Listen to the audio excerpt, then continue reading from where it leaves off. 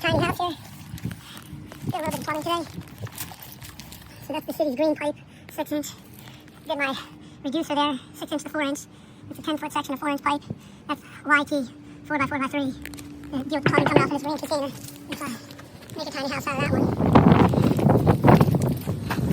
A lot of material was moved out of that ditch, 2 big piles. And then I gotta connect this 4 inch pipe, line it up, proper drop to that 3 inch pipe over there. And that was it for today.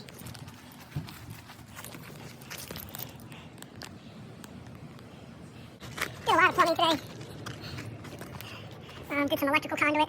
So that's a 3 inch, 90 degree long sweep to a 3 inch street elbow, 45 to another street elbow, 45 to a 3 to 4, to a 4 2 long sweep, 1 to 2, 45 coming out of the 2 to a 2, just in case I want to have an outdoor sink. 4 inch coupling, 8 foot, 4 inch coupling to a 4x4x2 YT long sweep, 2 inch T, 45 coming into the 90 long sweep, again just in case I want to have an outdoor sink on this side.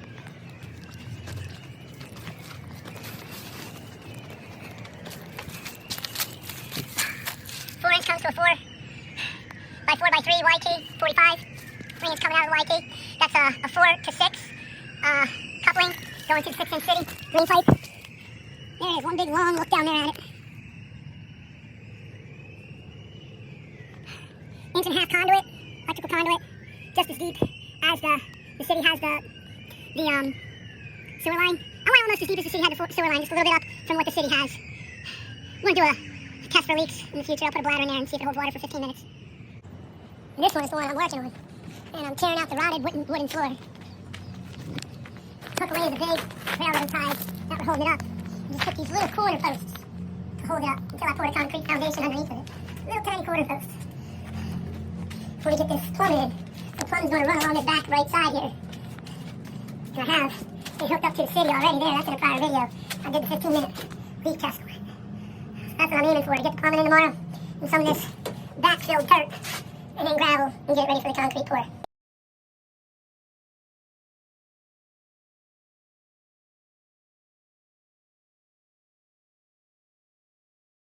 It's Saturday, working on the tiny house. This particular unit is strictly for storage now. That's the bait and switch. Notice I have it filled with all of my equipment because this green 20-foot shipping container has now been emptied. I'm working on the process of removing some of the steel support beams that held up this thick plywood. This plywood is marine grade plywood. And I removed most of that. I left this in here so I have something to stand on. And now I'm just removing where I'm going to need to hook up to that plumbing there.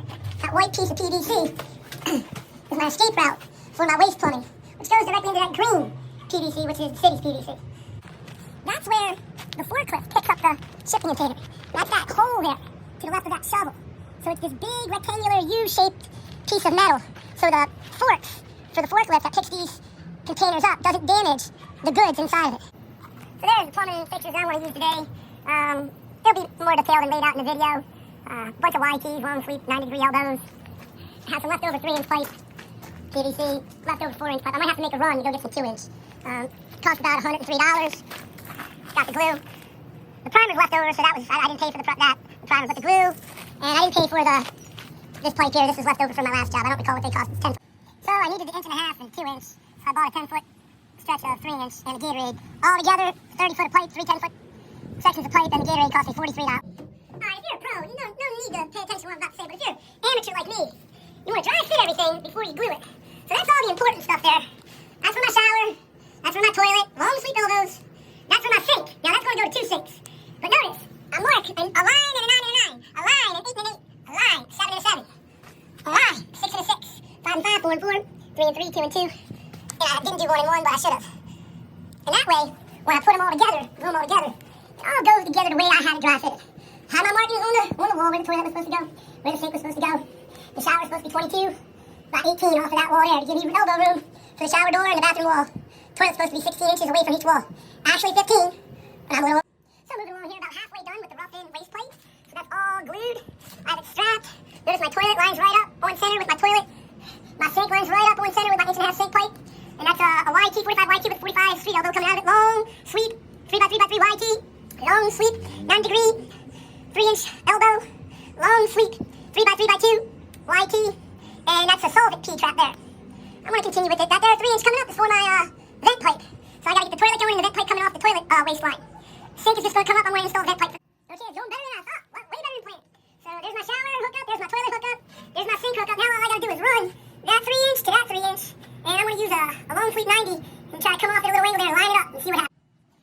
Final product, shower, vent pipe, going to make it clean out, go out the wall there, goes down, toilet. I'm a little shaky on this toilet, it's right at level, so I'm going to have to do some calculating after I pour the concrete. It connects right to the city. There's my 3x3 90-degree long sweep going down at a 45-degree angle, hitting the city's big green. I think today is July 12th, 2021. There's the fake tiny house, that's my storage shed, and the fence that come in time painted. And I'm starting to renovate the green one. And you'll notice that I have all the plumbing, not this plumbing, set up, and I started the backfill. I think I'm going to cut these struts out. It's probably the safest way to go with the compressor. I gotta tamp this down solid. So I'm starting to bury the pipes. And there's a big, large hole over here where the rough plumbing was yesterday. I'm backfilling that. Sugar sand at first. That's the original. Then I'm bringing in this modified road base, which turns almost into concrete when you moisten it and tamp it. There's my 1.5-inch sink pipe. There's my 3-inch toilet. And there's my 3-inch to 2-inch shower plumbing. There's my water coming in. So I'm hoping to do a large pour from this corner all the way to that corner of that tiny house. One large continuous pour. It's going to be 16 plus 8. That's 24 by 20. So maybe a little.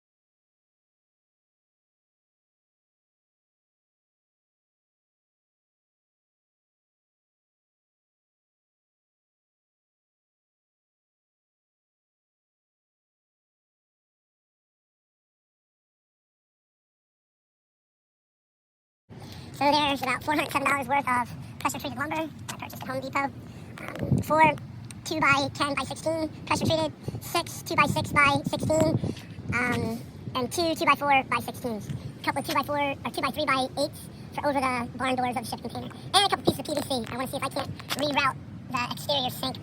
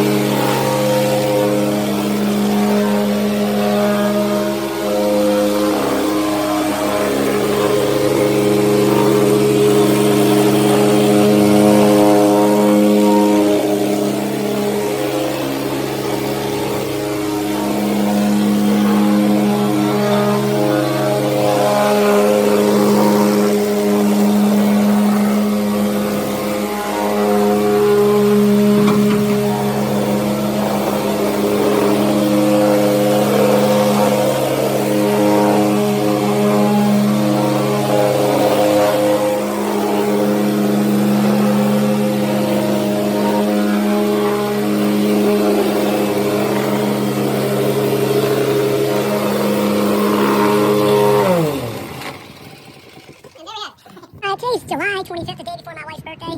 2021, I believe the year is. And there's the storage container. So it's basically my tool shed. And this is the one we're working on now. So we put down that road base, camped it. Then we put down that gravel. Used to be a mountain, now it's a molehill. And camped that. Same process on the inside. We had it all formed out. You'll notice to hold the concrete in. All the way around. Those forms are temporary. Had it all formed out to hold that concrete in. And we're going to do one big continuous pour. Notice that's a footer there. It's going to be a little bit thicker on the edges. A little bit thicker underneath the shipping container there. It's really thick underneath the corners. Next step is the plastic. The steel, even though it's got fiberglass, I'm still going to put steel down. And then the cement. Then we're going to form out the roof. And pour a concrete flat roof.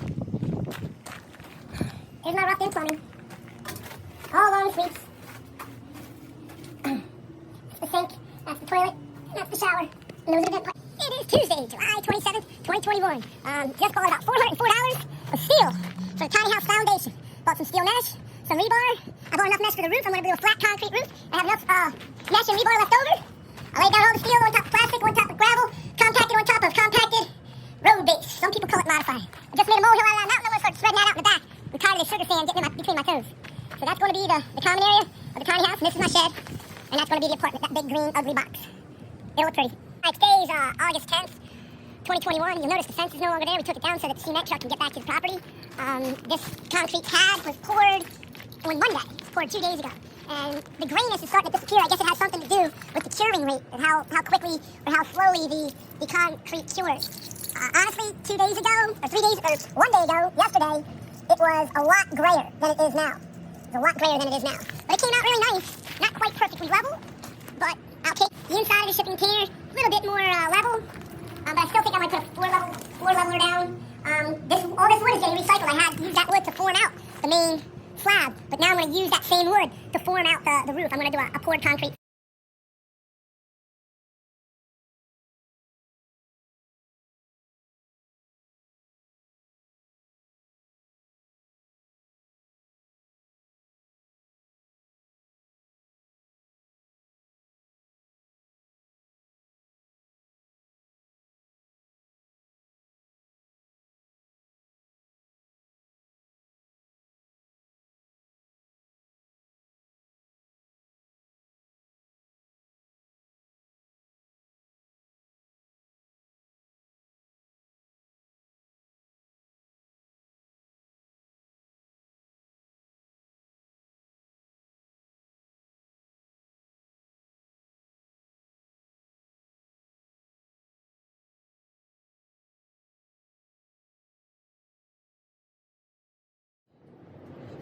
I think it's August 15th. I'm up here at the tiny house and said I was going to form out this roof, do a flat concrete roof, so it's sort of like an acceleration of the board.